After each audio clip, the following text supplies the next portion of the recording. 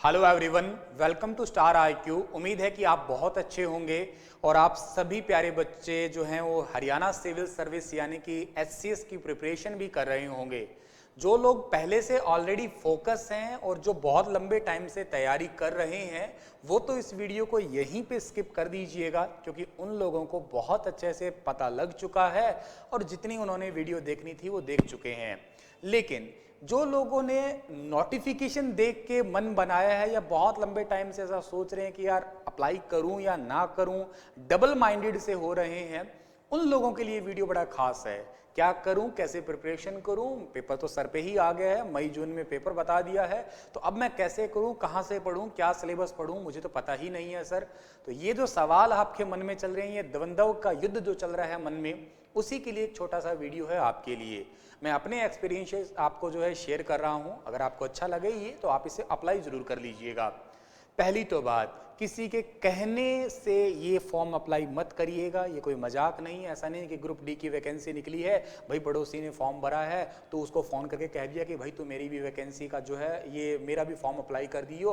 तो ऐसा तो देखो बिल्कुल मत करिएगा, क्योंकि ये कोई मजाक नहीं है। आप लोग एक अफसर बनने वाले हैं और अफसर हैं तो अफसर के लिए ही स्पेशल जो है वैकेंसी है, थोड़ी सी लिमिटेड वैकेंसी है। अब कुछ कह रहे हैं कि सर वैकेंसी बहुत कम है, तो अफसर कोई भीड़ थोड़ी ना लेनी है, इतने ही काफ़ी है, बहुत है। आपको तो एक ही चाहिए ना। अगर आप लायक हैं, अगर आप क्रीम हैं, लस्सी नहीं चाहिए उन्हें, क्रीम है तो कोई दिक्कत नहीं, आपको वो ले ही लेंगे। अब मुद्दे की बात तो करते हैं हम लोग। देखिएगा, सबसे पहले अगर आप ये तैयारी करना चाह रहे हैं, करूं ना करूं, ये डबल माइंडेड हैं, तो देखिएगा सबसे पहले अपने घर का पूरा सिनेरियो देखिएगा, माहौल देखिएगा और आप ये देखिएगा कि आपका बैकग्राउंड कैसा है। फॉर एग्जांपल, आपकी फैमिली में आपके फादर साहब क्लर्क लगे हुए हैं या वैसी वैसी एक मिडिल क्लास फैमिली है, वैसे वैसे आपकी ज़िंदगी चल रही है, तो सोचना कि अगर आपकी घर में 100 रुपये के लिए भी लड़ाई होती है, 100 रुपये कम ज़्यादा के लिए भी लड़ाई हो रही है, तो आपका मतलब स्टेटस एक मिडिल क्लास फैमिली का है।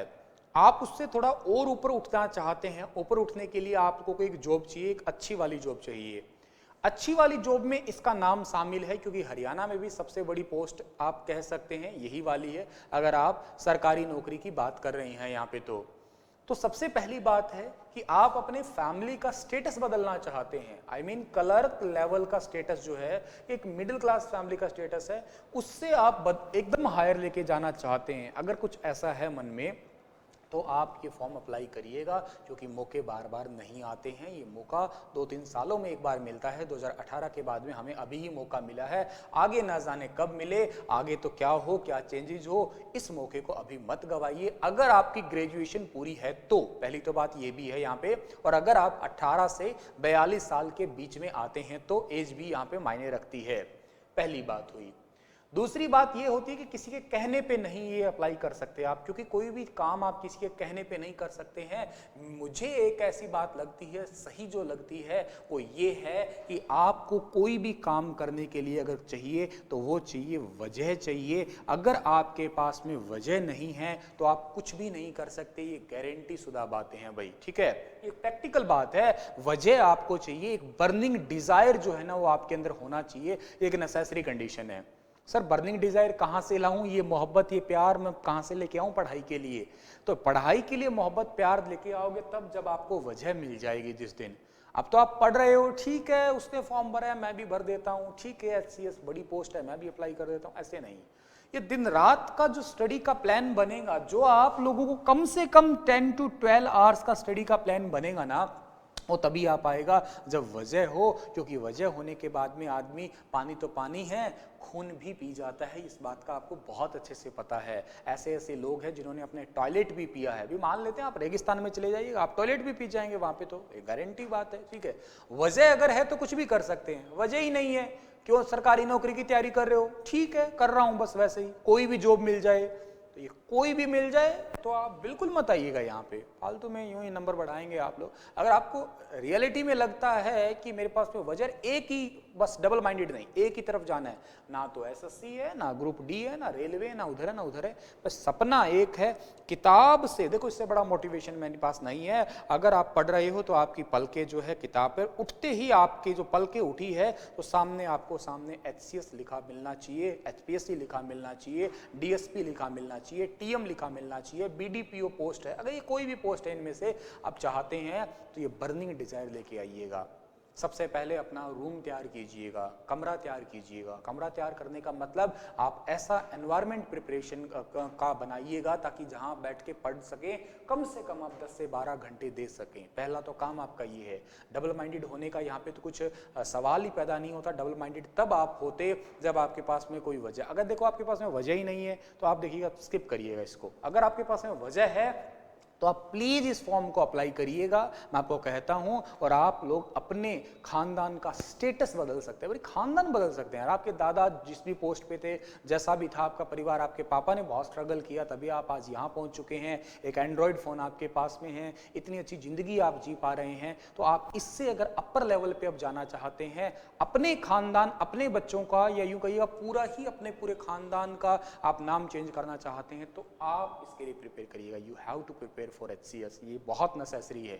बहुत सारी गर्ल्स होती हैं जो मैरिड है, और मैरिड के बाद में आप जानते हो घर का कितना काम दाम होता है, कितना बर्डन होता है। कुछ तो स्ट्रगल भरी लाइफ जी रहे हैं, जहां तक मुझे बहुत सारे कॉल और मैसेज मिले। तो उन लोगों को मैं कहना चाहता हूं कि आपके पास में ये मौका है, इसे गवाइएगा मत। ये अपॉर्चुनिटी है, और जिस इंसान ने एक बार अपॉर्चुनिटी गवा दी ना, अपॉर्चुनिटी अब मुड़ मुड़ के बार बार नहीं आती। अरे भाई, कई बार तो ऐसा होता था कि एक साधन, हम किसी का वेट कर रहे होते हैं और ऑटो वाला आता है, वो गांव में खड़े रहते हैं और उससे वो कहता है आ जाओ भाई चढ़ जाओ। नहीं, वेट कर रहे, नहीं यार पीछे बस आएगी, सरकारी बस में आऊंगा। सरतिया बात है यार, उस दिन पीछे बस भी नहीं आती, बस भी कैंसिल हो जाती है। फिर धोखा लगता है, काश यार उस ऑटो में चढ़ जाता। ये आपके साथ बनी हुई बात है, प्रैक्टिकल बात होगी ये वाली बात, ठीक है। तो अपॉर्चुनिटी थी, वो गवा दी। तो अपॉर्चुनिटी को कभी मत गवाइएगा, ये सबसे बड़ी बात है। जिसने अपॉर्चुनिटी गवा दी, अपॉर्चुनिटियां मुड़ मुड़ के दोबारा नहीं आया करती है। तो मौका है, इसको ग्रैब करिएगा। और पेन होगा, देखो जाहिर सी बात है, आपको मजा आता है मोबाइल चलाने के लिए। देखो ये पढ़ाई के लिए मुझे मोटिवेट करना पड़ रहा है, बताना पड़ रहा है, लेकिन आपको मैं कह देता बेटा व्हाट्सअप चलाना है तो ऐसा मुझे सेशन लेना नहीं पड़ता। मैं आपको कहता नहीं कि बेटा आइए 1 घंटा के लिए फेसबुक चलाइए ना, यूट्यूब चलाइए ना, गाने देखिए ना, सोइएगा ना। सोने के लिए आपको मोटिवेशन की जरूरत पड़ती है क्या? बिल्कुल नहीं पड़ती, पड़ेगी भी नहीं कभी जिंदगी भर। ये तो बातें वो हैं जिसमें हमें मजा आ रहा है, लेकिन सारे काम वो अच्छे नहीं होते जिनमें मजा आता है। कुछ कामों में दर्द भी होता है, पेन होता है, और कहा जाता है ना कि नो पेन नो गेन। जब तक दर्द नहीं होगा तब तक कुछ भी आपको हासिल नहीं होगा।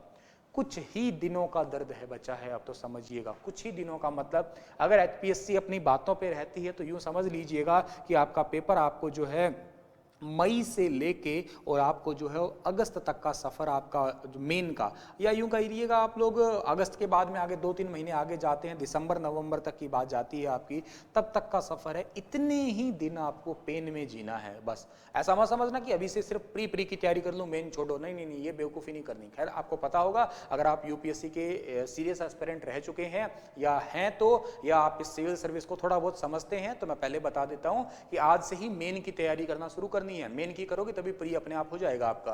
तो इतना ध्यान देना कि थोड़े ही महीने हैं भाई आपके, यूं समझिएगा आपका अभी महीना कौन सा चल रहा है, आज मार्च हुआ है, 1 मार्च है, तो मार्च है, मई है, और मार्च मई, उसके बाद में आपका मार्च है, अप्रैल है, मई है, जून है, जुलाई है, अगस्त है, सितंबर है।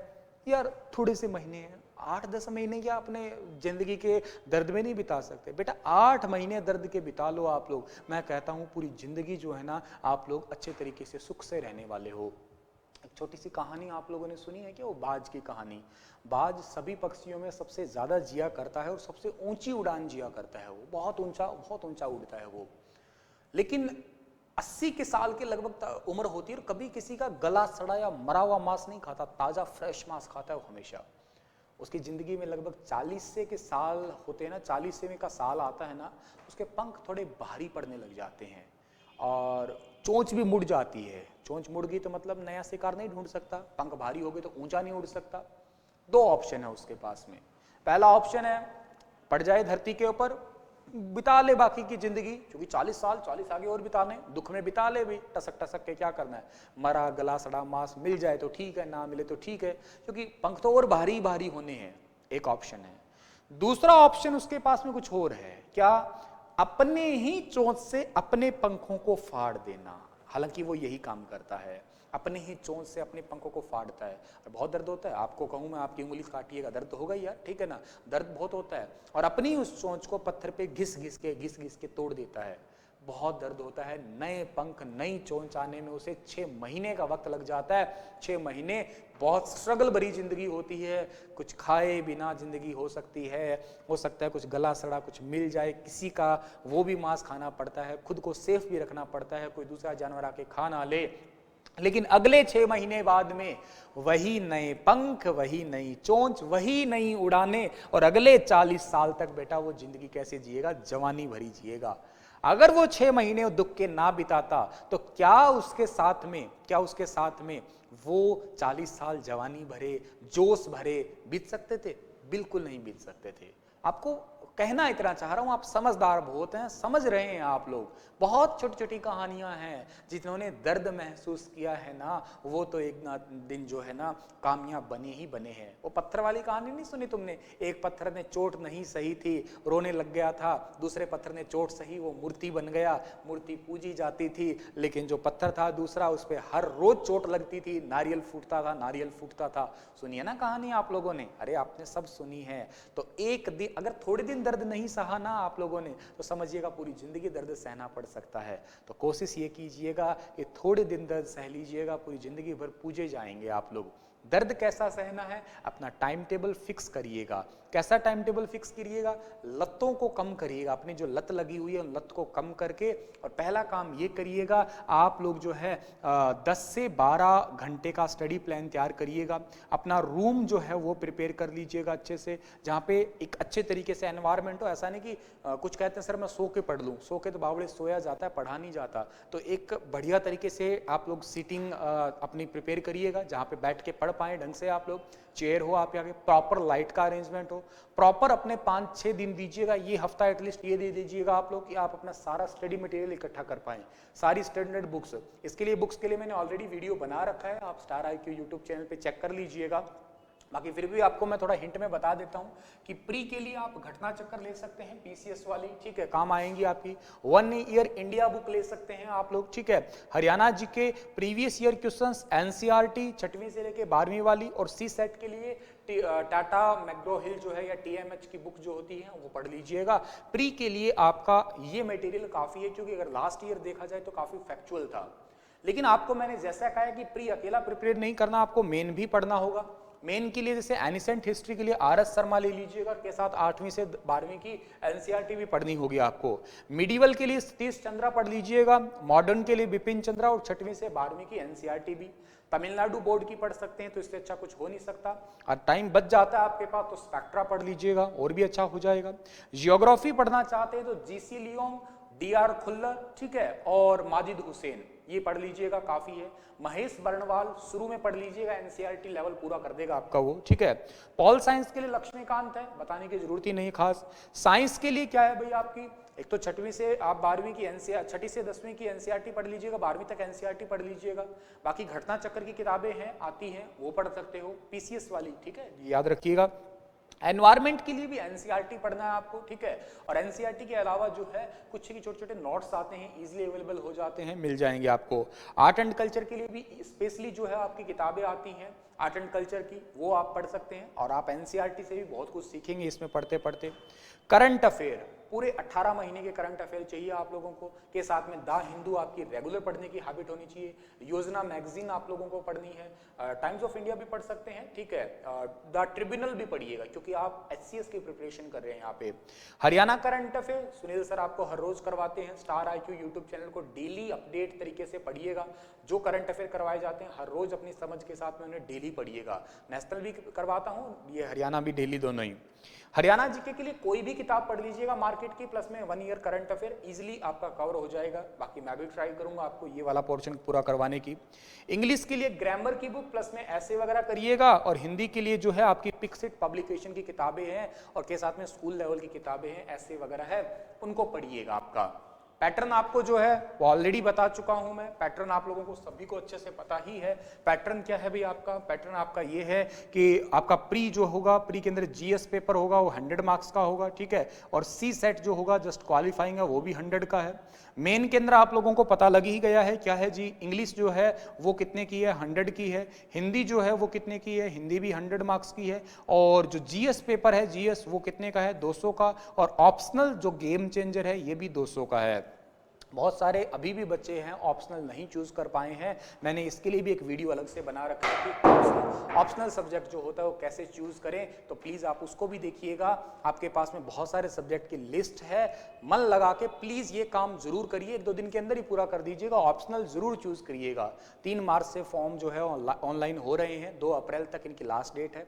तो प्लीज़ डबल माइंडेड मत होइएगा, लगातार तैयारी कीजिएगा, पढ़िएगा। दिक्कतें आएंगी, जरूर आएंगी, आनी भी चाहिए, क्योंकि नो पेन नो गेन। तभी तो आप किसी को बता पाओगे कि वास्तव में बड़ी जेन्युइन जॉब थी, और जो चीज़ बड़ी मुश्किल से मिलती है ना उसकी कदर भी बहुत होती है, याद रखिएगा। तो शिद्दत से इस जॉब को पाइएगा और बहुत ज़्यादा अच्छे तरीके से प्रिपेयर करिएगा। कोई दिक्कत हो, कोई प्रॉब्लम हो तो मुझसे शेयर कीजिएगा, मैं हेल्प करने की कोशिश करूँगा। Stay happy, stay healthy, thank you so much.